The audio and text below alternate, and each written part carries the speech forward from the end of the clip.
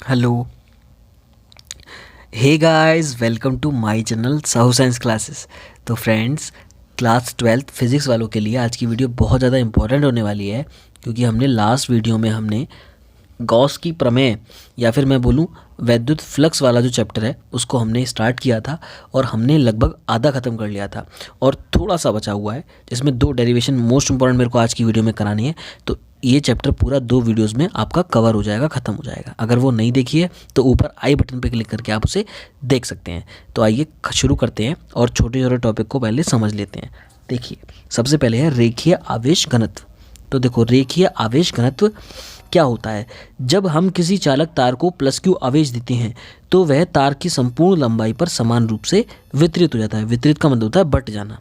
क्या हो जाना? बट जाना। यानी कि ये एक एल लंबाई का तार है, हमारे पास एक एल लंबाई का ये तार है। देखो, अगर शो नहीं हो रहा तो मैं इसको डार्क कर देता हूँ कि हमारे पास एक एल लंबाई का ये तार है। अगर हमने इसको प्लस क्यू आवेश दिया, अब वो आवेश कितना भी हो सकता है, 5 कूलाम, 10 कूलाम, कितना भी हो सकता है। अगर हमने इसको प्लस क्यू आवेश दिया, ठीक है, इसको हमने आवेश दिया, तो ये आवेश इसकी संपूर्ण लंबाई पर समान रूप से वितरित हो जाएगा। इसकी संपूर्ण लंबाई पर समान रूप से वितरित हो जाएगा। ठीक है, ये हो गया आपका क्या? रेखीय आवेश घनत्व। अब इसका फॉर्मूला क्या होता है? इसका फॉर्मूला होता है lambda equals to Q upon में एल। क्या होता है? Lambda equals to Q upon में एल, जो कि आपके बहुत काम आएगा, रेखीय आवेश घनत्व। अब आता है पृष्ठीय आवेश घनत्व, तो इसको भी समझ लो ध्यान से।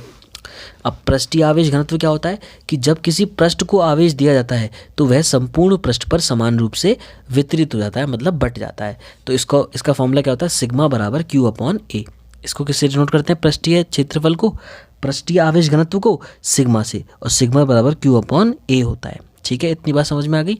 अब आइए समझते हैं मोस्ट इंपॉर्टेंट आज के चैप्टर की, आज की वीडियो की जो मतलब बैकबोन है पूरी। ये डेरिवेशन पक्का ही आता है मतलब बोर्ड में। तो देखो, अनंत लंबाई के एक समान आवेशित तार के कारण उत्पन्न वैद्युत क्षेत्र की तीव्रता क्या है? अनंत लंबाई के एक समान आवेशित तार के कारण उत्पन्न वैद्युत क्षेत्र की तीव्रता। ठीक है, तो आइए इसको हम समझते हैं और इसके अंदर क्या क्या हो रहा है उसको भी जानते हैं।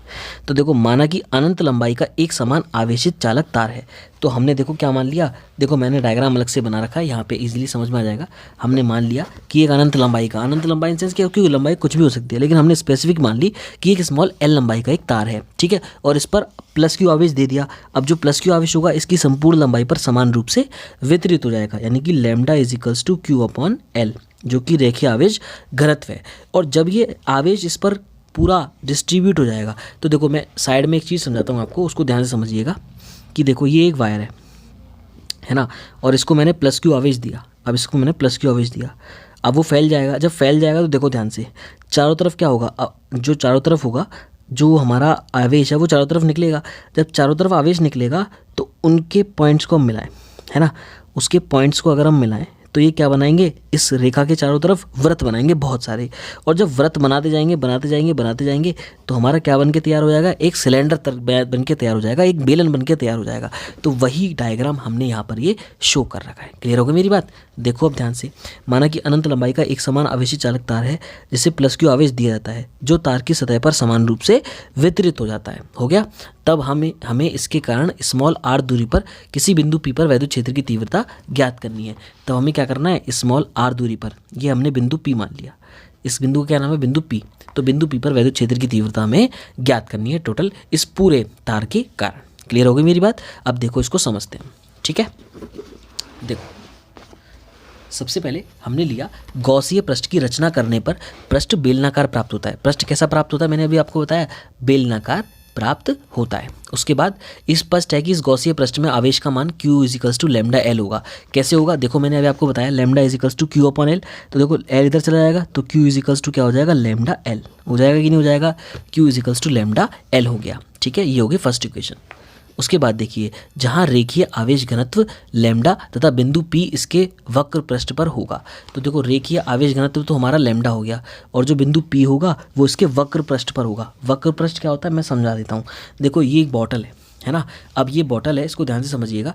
ये इसका ये वाला ये सिलेंडर फॉर्म में है ना। तो देखो, ये ऊपरी सिरा हो गया, ये नीचे वाला सिरा हो गया और ये पूरा क्या हो गया इसका वक्र पृष्ठ हो गया। इसको क्या बोलेंगे वक्र पृष्ठ। तो देखो ये बेलनाकार है कि नहीं है, तो ये क्या हो गया इसका वक्र पृष्ठ हो गया। ठीक है, तो ये देखो ये जो P बिंदु है किस पर है, वक्र पृष्ठ पर है। ठीक है, ये यहाँ पर कहीं इस जगह है। ठीक है, वक्र पृष्ठ पर है। अब देखिए ध्यान से, जहाँ रेखीय आवेश घनत्व लैम्डा तथा बिंदु P इसके वक्र पृष्ठ पर होगा। अब इस गॉसीय पृष्ठ को 3 भागों में विभाजित किया जा सकता है। तो देखो अभी आपको मैंने बताया कि इसके देखो ये बेलन है, देखो बेलन के 3 पृष्ठ होते हैं, एक तो ऊपर वाला S1, एक नीचे वाला S2 और एक ये वाला पृष्ठ। इसमें देखो ध्यान से ये बॉटल है, तो बॉटल में ये वाला S1 हो गया, ये वाला S2 हो गया और ये वाला ये जो पूरा कर्व्ड है ये वाला ये क्या हो गया S3 हो गया। ठीक है, ये क्या हो गया S3 हो गया। क्लियर हो गई मेरी बात, समझ में आ गई मेरी बात। तो देखिए ध्यान से, अब इस गॉसियन पृष्ठ के 3 पृष्ठ DS1, DS2 तथा DS3 हैं, जिनके E के साथ कोण क्रमशः 90 डिग्री, 90 डिग्री और 0 डिग्री है। अब देखो क्या कहना चाह रहा है ये कहना चाह रहा है कि देखो यहाँ पर हमने ये S1 का एक अल्पांश ले लिया, ये ऊपर की तरफ अल्पांश ले लिया हमने, तो इसका जो सदिश वेक्टर होगा वो कहाँ होगा, ऊपर की तरफ होगा, जो कि है DS1। ऐसे ही इसका नीचे की तरफ होगा जो कि है DS2 और इसका इधर की तरफ होगा जो है DS3। ठीक है, ये क्या है DS3 है। अब देखो ध्यान से, लेकिन E की दिशा कहाँ होगी, तो देखो इस जगह देखें तो E की दिशा, E जो होगा वो उसकी डायरेक्शन तो ऐसे होगी परपेंडिकुलर, क्योंकि प्लस Q से लंबवत बाहर की तरफ निकलती है, तो E की दिशा कहाँ होगी, ऐसे लंबवत बाहर की तरफ होगी। तो देखो यहाँ पर E की दिशा देखें तो इधर होगी, यहाँ पर भी E की दिशा इधर होगी, तो यहाँ पर भी E की दिशा इधर होगी। तो देखो S1 के साथ ये E कितने डिग्री का एंगल बना रहा है, 90 डिग्री का। कितने डिग्री का, 90 डिग्री का। ये भी कितना बना रहा है, 90 डिग्री का। और ये दोनों एक ही दिशा में, तो ये कितने डिग्री का एंगल बना रहा है, 0 डिग्री का। कितना डिग्री का, 0 डिग्री का। यहाँ पर 0 डिग्री, यहाँ 90 डिग्री और यहाँ पे 90 डिग्री। क्लियर है, तो यही चीज़ उसने बोली है, DS1, DS2, DS3 90, 90 और 0। अतः संपूर्ण पृष्ठ से बद्ध वैद्युत फ्लक्स, यानी कि संपूर्ण पृष्ठ से प्राप्त वैद्युत फ्लक्स, तो हमें क्या निकालना है, टोटल फ्लक्स निकालना है। तो टोटल फ्लक्स देखेंगे, फाई बराबर क्या हो जाएगा, फाई बराबर हो जाएगा integration d∅1 plus integration d∅2 plus integration d∅3। ठीक है, अब ये क्योंकि ये बंद पृष्ठ का है तो इसे हम इंटीग्रेशन पे बंद लगा देते हैं बस। ठीक है, तो ये हो गया तुम्हारा d∅1 plus integration of d∅2 plus integration of d3। अब देखो आप जानते हो, आपने पढ़ रखा है, लास्ट वीडियो में मैंने आपको पढ़ाया था, फाई बराबर क्या होता है, चूंकि फाई बराबर होता है, यहाँ पे लिख देता हूँ, फाई बराबर होता है E.ds, E.s होता है ना। तो लेकिन यहाँ पर d∅ बराबर क्या होता है, E.ds होता है। तो ऐसे ही देखो फाई बराबर यहाँ पर इसका क्या हो जाएगा, इंटीग्रेशन ऑफ E.ds1 क्या हो जाएगा, E.ds1 प्लस इंटीग्रेशन ऑफ इसका क्या हो जाएगा, E.ds2 हो जाएगा, प्लस इसका क्या हो जाएगा, इंटीग्रेशन ऑफ E.ds3 हो जाएगा। देखिए यहाँ पर लिख रहा है E.ds1 plus E.ds2 plus E.ds3। Clear है। अब देखो फाई बराबर क्या हो जाएगा, देखो E.A.B क्या होता है, AB cos थीटा, तो E.ds1 क्या हो जाएगा, E.ds1 cos थीटा 1 और प्लस E.ds2 cos थीटा 2 और प्लस E.ds3 cos थीटा 3। अब देखो क्योंकि थीटा 1 और थीटा 2 क्या है, 90 डिग्री है। देखो S1 और S2 में देखो जरा एंगल कितने बन रहे थे, देखो S1 में 90 डिग्री है, S2 में भी 90 डिग्री है और S3 में 0 है। तो यहाँ पर हम वैल्यू रखेंगे, तो देखो cos 90 की वैल्यू कितनी होती है, 0, तो ये पूरा क्या हो जाएगा 0। cos 90 की वैल्यू यहाँ पे भी 0 और यहाँ पर थीटा 3 कितना 0 है, तो यहाँ पर cos 0 की वैल्यू होती है 1। तो हमारे पास एक्चुअली वो बचेगा क्या, देखो ये 90 हो गया, ये 90 हो गया, ये 0 हो गया, ये 0 हो गए, लेकिन cos 0 की वैल्यू 1 होती है। तो यहाँ पर क्या हो जाएगा, E इंटीग्रेशन ऑफ ds3। ठीक है, यही बचा हमारे पास, इतना ही तो बचेगा हमारे पास, E इंटीग्रेशन ऑफ ds3। अब देखो डी इंटीग्रेशन ऑफ ds3 क्या है, S3 क्या था हमारा, ये वाला था, और ये वाला था, तो इसका वक्र पृष्ठ का क्षेत्रफल कितना होता है बेलन का, ये होता है 2πrl। कितना होता है, 2πrl होता है। ठीक है, तो देखो ये हो गया आपका, ध्यान से समझिएगा, ये हो गया आपका 2πrl। तो देखो इंटीग्रेशन ऑफ ds3 करेंगे तो वो निकल के आएगा हमारा 2πrl। तो देखो टोटल हमारा फ्लक्स कितना निकल के आ गया, फाई बराबर हमारा इंटीग्रेशन था E.ds3, कितना था E.ds3। अब ds3 का हमने इंटीग्रेशन कर दिया, देखो इंटीग्रेशन ऑफ ds3, इसका इंटीग्रेशन कर दिया हमने। अब इंटीग्रेशन कर दिया तो क्या हो गया, 2πrl। तो देखो फाई बराबर हो गया E और डॉट 2πrl। समझ में आ गई इतनी बात मेरी। अब ध्यान से देखो, इतना कर दिया हमने। अब हम गॉस की प्रमेय को देखेंगे। तो गॉस की प्रमेय क्या होती है, फाई बराबर Q/ε0। देखो ये भी फाई के बराबर है, ये भी फाई के बराबर है, तो ये दोनों भी फाई के बराबर हो जाएंगे। तो इन दोनों को बराबर रख देते हैं। तो ये हो गया Q/ε0 बराबर 2πrl और इंटू में E। हो गया। अब देखो हम जानते हैं Q, अभी Q बराबर क्या निकाला था हमने, Q बराबर देखा था हमने लैम्डा एल, तो यहाँ पर Q की वैल्यू रख देंगे, ये हो जाएगा लैम्डा एल अपॉन में एप्सिलॉन नॉट बराबर E इंटू 2πr_l। देखो L से L कैंसिल हो गया और 2πr कहाँ चला गया, डिवाइड में, तो E बराबर हो गया हमारा फाइनल लैम्डा अपॉन में 2π एप्सिलॉन नॉट r। ये हो गया हमारा फाइनल रिजल्ट। अगर इसमें 2 का ऊपर नीचे मल्टीप्लाई कर देंगे तो हमारे पास एक और फॉर्मूला आ जाएगा जो कि मोस्ट इंपॉर्टेंट हो जाएगा, 1/4π epsilon naught 2 lambda upon r। ये भी हमारा एक फॉर्मूला हो गया, जो कि आपको हमेशा क्या याद रखना है, आपको हेडिंग हमेशा याद रखनी है। हेडिंग क्या होती है, अनंत लंबाई के एक समान आवेशित तार के कारण उत्पन्न वैद्युत क्षेत्र की तीव्रता। अगर आपको ये वाला डेरिवेशन समझ में आ चुका है, ये वाला डेरिवेशन आ गया, तो नेक्स्ट डेरिवेशन आप बिल्कुल 3 मिनट में खत्म कर दोगे। तो नेक्स्ट डेरिवेशन भी आपको फटाफट से समझा देता हूँ। देखो, अनंत विस्तार लंबाई की एक समान आवेशित समतल प्लेट के निकट वैद्युत क्षेत्र की तीव्रता, किसके, समतल, आई होप आपको डायग्राम अच्छे से दिख रहा हो। देखो समतल प्लेट के निकट वैद्युत क्षेत्र की आपको तीव्रता बतानी है। तो देखो ये हमने समतल प्लेट ले ली है, ठीक है, ये हमारी क्या है, समतल प्लेट है। देखो मैं डायग्राम को थोड़ा सा डार्क कर देता हूँ, है ना। जब तक आप क्या करो, चैनल को सब्सक्राइब करो और वीडियो को लाइक कर दो, ठीक है।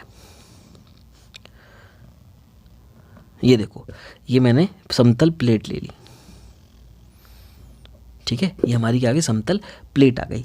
तो देखो माना अनंत लंबाई की एक समान धनावेशित समतल प्लेट, ये हमारी है ABCD, ठीक है, के पृष्ठ पर आवेश का पृष्ठ घनत्व सिग्मा है। इस पर पृष्ठ घनत्व कितना है, इसका सिग्मा है, ठीक है। उसके बाद इस आवेशित चादर के निकट स्मॉल r दूरी पर, ये कितनी दूरी है, स्मॉल r, ये स्मॉल r दूरी पर स्थित बिंदु O पर, ये स्थित बिंदु O है यहाँ पर, है ना, ये बिंदु O है, मतलब P मान लिया है उसे, है ना, यहाँ पर O लिख रहा है, उसे O मान लो, P मान लो, कुछ ही मान लो, बस यहाँ जो लिख रहा है उसे वहाँ लिख कर दो, ऐसे करते हैं बस। बिंदु O पर वैद्युत क्षेत्र की तीव्रता ज्ञात करनी है, या फिर बिंदु P बोल दें, ठीक है। अब माना कि समतल प्लेट के आर पार एक गॉसीय बेलन है, तो हमने इस प्लेट के आसपास क्या मान लिया, आर पार एक गॉसीय बेलन की कल्पना कर ली, जो गॉसीय बेलन जा रहा है, ठीक है, जैसे बॉटल की तरह, है ना, गॉसीय बेलन की कल्पना करी। उसके बाद तो तथा बेलन के प्रत्येक सिरे का क्षेत्रफल S है, तो प्रत्येक सिरे का क्षेत्रफल कितना है, इसका S है, इसका भी S है और इसका भी S है, तथा चादर के समीप दोनों ओर सभी बिंदुओं पर वैद्युत क्षेत्र E का परिमाण समान तथा दिशा प्लेट के अभिलंबवत बाहर की ओर आएगी। तो देखो इसकी E की जो दिशा है, देखो +Q है, +Q से डायरेक्शन कैसे होगी, ऐसे इधर की तरफ होगी, और उस वाले पृष्ठ पे कैसे होगी, उधर की तरफ होगी। तो देखो E की डायरेक्शन इधर हो गई, E की डायरेक्शन इधर हो गई, ठीक है। अब देखो ध्यान से, यहाँ जो बेलन है, यहाँ पर हमने क्या माना, एक छोटा सा अल्पांश माना। तो देखो DA, ये जो DS है या DA है, इसकी दिशा कहाँ होगी, इधर की तरफ होगी। यहाँ पर DA मानेंगे तो इसकी दिशा भी कहाँ होगी, इधर की तरफ होगी। लेकिन अगर इधर ऊपर की तरफ मानोगे, यहाँ पर मानोगे ऊपर की तरफ, तो ऊपर की दिशा कहाँ होगी, ऊपर की तरफ होगी। कहाँ पे होगी, ऊपर की तरफ लंबवत होगी। तो देखो इसकी दिशा कहाँ होगी, ऊपर की तरफ लंबवत, ऐसे करके, ठीक है। और यहाँ पर E कितना है, ऐसे करके E, ठीक है, ये इसके लंबवत हो गया। आई होप आपको समझ में आ गया हो। फिर देखो बेलन के दोनों सिरों से होकर गुजरने वाला वैद्युत फ्लक्स। अब बेलन के दोनों सिरों से होकर गुजरने वाला वैद्युत फ्लक्स फाई बराबर क्या हो जाएगा, देखो एक तो E.ds प्लस E.ds हो जाएगा। तो बेलन के दोनों सिरों O व O' पर E व ds समांतर है। E व ds कैसे हैं, समांतर हैं। तो देखो E व ds बोले या E व da बोले, वैसे A लेना है ना, मैं बताऊंगा A क्यों लेते हैं। तो E व da यहाँ पर समांतर है। देखो ये भी समांतर है, ये भी समांतर है, मतलब दोनों की डायरेक्शन सेम है।